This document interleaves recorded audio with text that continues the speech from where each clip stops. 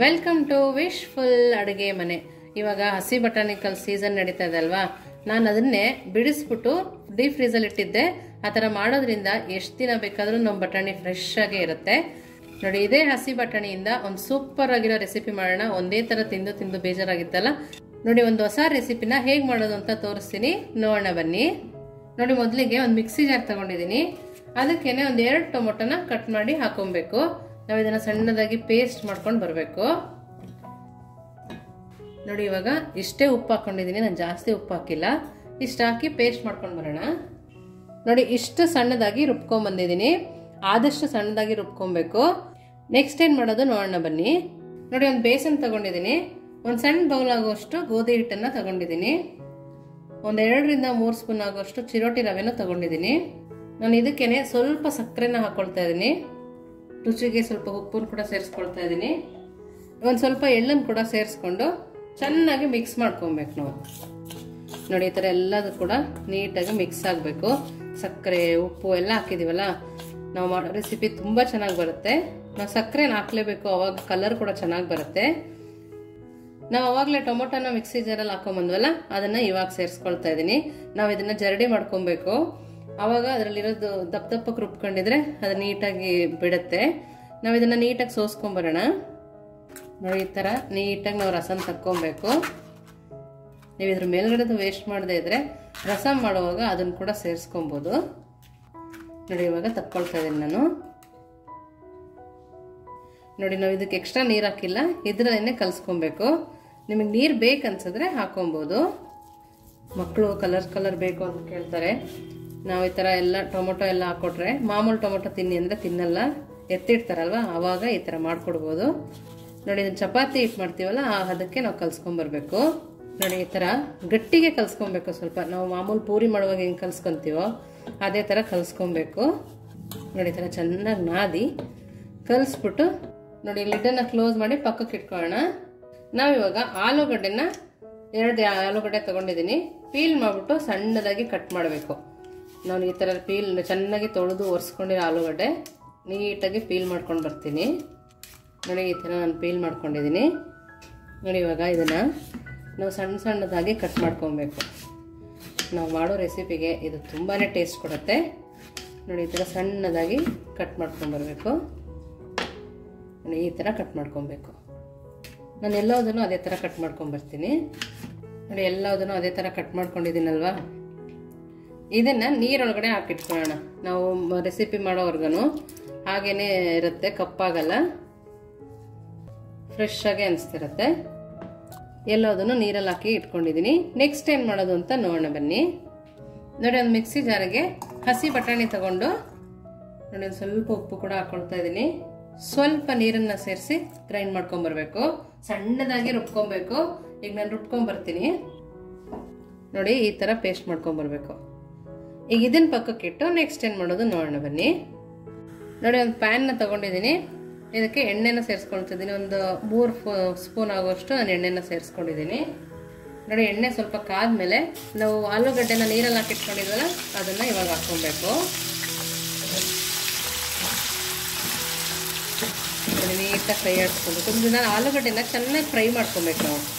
ನಾವು ಒಂದೇ ಥರ ಮಾಡಿಕೊಟ್ರೆ ಮಕ್ಕಳು ಕೂಡ ತಿನ್ನೋಕ್ಕೆ ಇಷ್ಟಪಡಲ್ಲ. ಹಾಗಾಗಿ ಬೇರೆ ಥರ ಮಾಡೋದ್ರಿಂದ ತುಂಬಾ ಇಷ್ಟಪಟ್ಟು ತಿಂತಾರೆ. ಮತ್ತು ಅದೇ ತರಕಾರಿ ಬಳಸಿರ್ತೀವಿ, ಬೇರೆ ಟೇಸ್ಟ್ ಬಂದಿರುತ್ತೆ, ತುಂಬ ರುಚಿಯಾಗಿರುತ್ತೆ. ನೋಡಿ, ಇದನ್ನು ಚೆನ್ನಾಗಿ ಫ್ರೈ ಮಾಡ್ಕೊಬೇಕು. ನಾವು ಇದನ್ನು ಎಣ್ಣೆನಲ್ಲೇ ಫ್ರೈ ಮಾಡ್ಕೊಬೇಕು. ನೋಡಿ, ಆಲೂಗಡ್ಡೆ ಬಿಡಿಯಾಗಿ ಚೆನ್ನಾಗಿ ಫ್ರೈ ಆಗಿದೆ. ಈ ಫ್ರೆಂಚ್ ಫ್ರೈಸ್ ಎಲ್ಲ ಮಾಡ್ತೀವಲ್ಲ, ಆ ಥರ ಫ್ರೈ ಆಗಿರಬೇಕು, ಕ್ರಂಚಿಯಾಗಿರಬೇಕು. ಇದನ್ನು ನಾವೀಗ ಒಂದು ಬೌಲಿಗೆ ಎತ್ತಿಟ್ಕೊಳ್ಳೋಣ. ನೋಡಿ, ಸೌಂಡ್ ಕೂಡ ಬರ್ತಾ ಇದೆ. ಇದನ್ನು ಸಪ್ರೇಟ್ ನಾವು ಎತ್ತಿಟ್ಕೊಬೇಕು. ನಾವು ಈ ಥರ ಮಾಡೋದ್ರಿಂದ ನಾವು ಮಾಡೋ ಗ್ರೇವಿ ಟೇಸ್ಟ್ ಕೂಡ ಜಾಸ್ತಿ ಆಗುತ್ತೆ. ನೋಡಿ, ಇದನ್ನು ಪಕ್ಕಕ್ಕೆ ಇಟ್ಕೊಳ್ಳೋಣ. ನೋಡಿ, ಇವಾಗ ಮೊದಲು ಪೇಸ್ಟ್ ಮಾಡ್ಕೊಬಂದ್ವಲ್ಲ ಹಸಿ ಬಟಾಣಿನ, ಅದನ್ನು ಹಾಕೊಳ್ತಾ ಇದ್ದೀನಿ. ಮೀಡಿಯಂ ಫ್ಲೇಮಲ್ಲಿ ಇಟ್ಟೆ ಹಾಕ್ಕೊಬೇಕು. ಇದಕ್ಕೇನೆ ಸ್ವಲ್ಪ ನೀರು ಹಾಕಿ ನಾನು ಹಾಕ್ಕೊಳ್ತೀನಿ. ನೋಡಿ, ಜಾಸ್ತಿ ನೀರು ಹಾಕಿಲ್ಲ, ಸ್ವಲ್ಪನೇ ಹಾಕ್ಕೊಂಡಿದ್ದೀನಿ. ಇವಾಗ ಹೈ ಫ್ಲೇಮಲ್ಲಿ ಇಟ್ಟು ಈ ಹಸಿ ವಾಸನೆ ಹೋಗೋ ತನಕ ನಾವು ಫ್ರೈ ಮಾಡ್ಕೊಬೇಕು. ಈ ಹಸಿ ಬಟಾಣಿನೇ ಹಾಕಿದೀವಲ್ವ, ಅದಕ್ಕೋಸ್ಕರ ಹಸಿ ಬಟಾಣಿ ಸ್ಮೆಲ್ ಹೋಗೋ ತನಕ ಫ್ರೈ ಮಾಡ್ಕೊಂಡು ಬರೋಣ. ಕೈ ಆಡಿಸ್ತಾನೆ ಇರಬೇಕು, ಕೈ ಬಿಡಬಾರ್ದು, ತಳ ಹೊತ್ತುತ್ತೆ ನೋಡಿ. ಇವಾಗ ಹಸಿ ವಾಸನೆ ಎಲ್ಲ ಹೋಗಿ ಚೆನ್ನಾಗಿ ಬೆಂದಿದೆ. ಈ ಬಾಣಲಿ ಬಿಟ್ಟು ಯಾವ ಥರ ಬರ್ತದೆ ನೋಡಿ, ಈ ಥರ ಬರುವಾಗ ನಾವು ಸ್ಟವನ್ನು ಆಫ್ ಮಾಡ್ಕೊಬೇಕು. ಸೈಡಲ್ಲಿ ಎಣ್ಣೆ ಯಾವ ಥರ ಬಿಟ್ಟಿದೆ ನೋಡ್ತಾ ಇದ್ದೀರಲ್ಲ, ಈ ಥರ ಬಿಟ್ಟ ಮೇಲೆ ನಾವು ಇದನ್ನ ಒಂದು ಬೌಲ್ಗೆ ಹಾಕೊಬೇಕು ನೋಡಿ. ಈ ಥರ ಬೌಲ್ಗೆ ಹಾಕಿ ಪಕ್ಕಕ್ಕೆ ಎತ್ತಿಟ್ಕೊಳ್ಳೋಣ ನೋಡಿ. ಈ ಥರ ಎಲ್ಲದನ್ನು ತೆಗೆದು ಪಕ್ಕಕ್ಕೆ ಎತ್ತಿಟ್ಕೊಳ್ಳೋಣ. ನೆಕ್ಸ್ಟ್ ಏನು ಮಾಡೋದು ಅಂತ ನೋಡೋಣ ಬನ್ನಿ ನೋಡಿ. ಒಂದು ಪ್ಯಾನ್ ತಗೊಂಡಿದ್ದೀನಿ, ಒಂದು 2 ಸ್ಪೂನ್ ಆಗೋಷ್ಟು ಎಣ್ಣೆನ ಸೇರಿಸ್ಕೊಳ್ತಾ ಇದ್ದೀನಿ.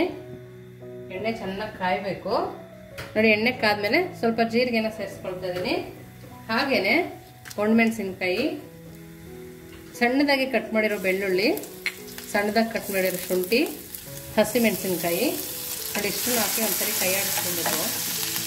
ನಾವು ಇಷ್ಟು ಒಗ್ಗರಣೆ ಹಾಕೊಳ್ಳುವಾಗ ಮೀಡಿಯಂ ಫ್ಲೇಮಲ್ಲಿ ಇಟ್ಕೊಬೇಕು.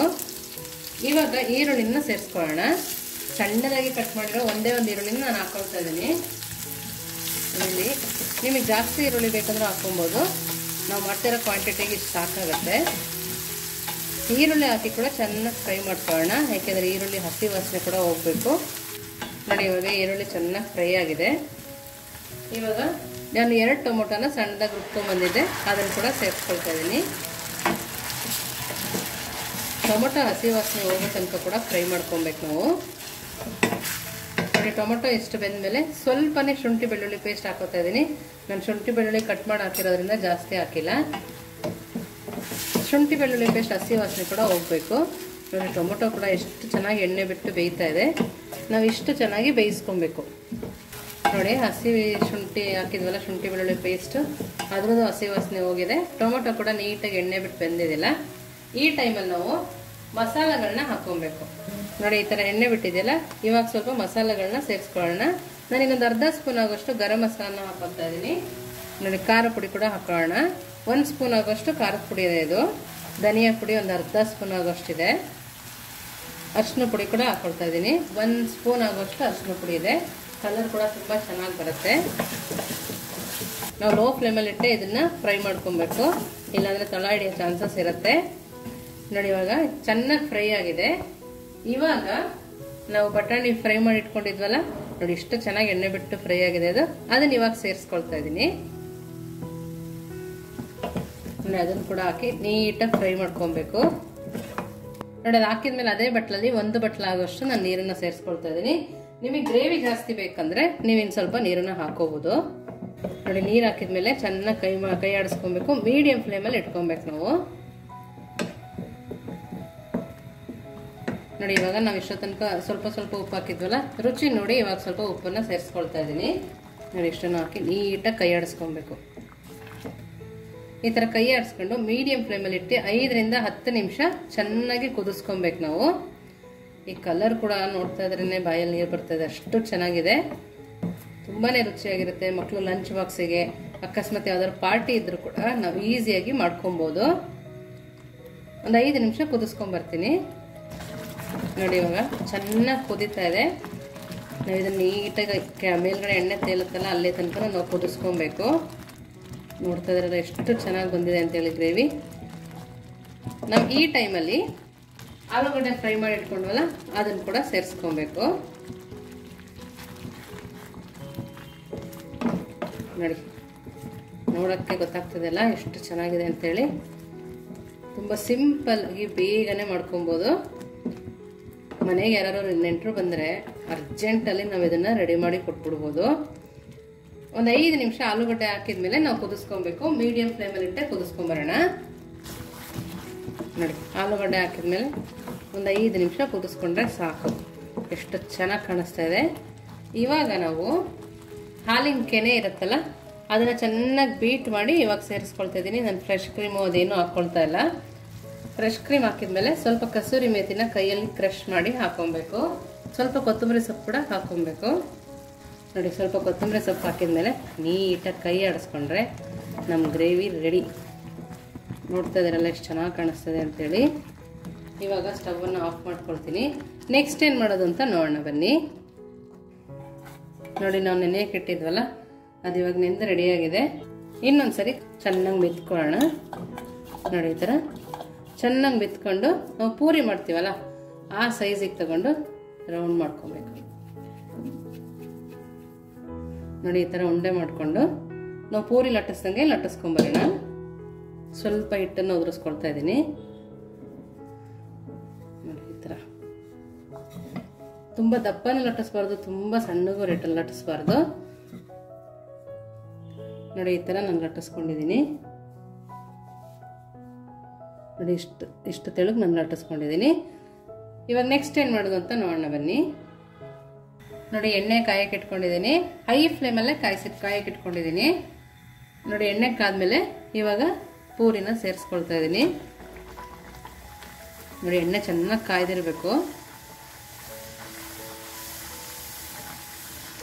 ನೋಡಿ. ಎಷ್ಟು ಚೆನ್ನಾಗಿ ಬರ್ತಾ ಇದೆ ಅಂತ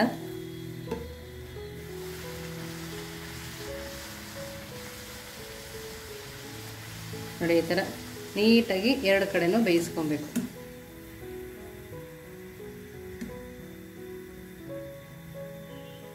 ಇನ್ನೊಂದು ಕೂಡ ತೋರಿಸ್ತೀನಿ ನೋಡಿ.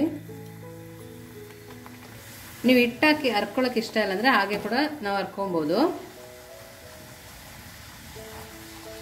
ನೋಡಿ. ಇದೇ ಥರ ನಾನು ಎಲ್ಲ ಪೂರಿನೂ ಮಾಡ್ಕೊಂಡು ಬರ್ತೀನಿ ನೋಡಿ. ನಾವು ಪೂರಿನ ಮಾಡ್ಕೊಂಡಿದ್ವಲ್ಲ ಅದನ್ನು ಕೂಡ ಇಟ್ಕೊಳ್ತಾ ಇದ್ದೀನಿ. ಕಲರ್ ನೋಡ್ತಾ ಇದ್ದೀರಲ್ಲ ಎಷ್ಟು ಚೆನ್ನಾಗಿದೆ ಅಂತ ನೋಡಿ. ನೋಡಿ ಕಲರ್ ಕೂಡ ತುಂಬ ಚೆನ್ನಾಗಿ ಬಂದಿದೆ ಪೂರಿದು. ಇವಾಗ ಗ್ರೇವಿ ನೋಡಿ, ನೋಡ್ತಾ ಇದ್ರೇ ಗೊತ್ತಾಗ್ತಿದೆಯಲ್ಲ ಎಷ್ಟು ಚೆನ್ನಾಗಿದೆ ಅಂತೇಳಿ. ತುಂಬಾ ಸೂಪರ್ ಆಗಿರುತ್ತೆ ನೋಡಿ. ಆ ಥಿಕ್ನೆಸ್ ಕೂಡ ಹೇಗಿದೆ ನೋಡಿ. ಪೂರಿ ಕೂಡ ಸಾಫ್ಟ್ ಆಗಿದೆ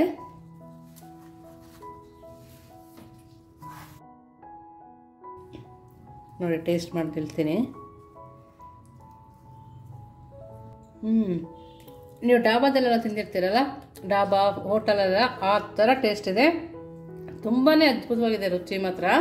ನೀವು ಕೂಡ ಮನೆಯಲ್ಲಿ ಮಾಡಿ ಹೇಗೆ ಬಂತು ಅಂತ ವಿಶ್ಫುಲ್ ಅಡುಗೆ ಮನೆಗೆ ಕಮೆಂಟ್ ಮಾಡಿ ತಿಳಿಸೋದನ್ನು ಮರಿಬೇಡಿ.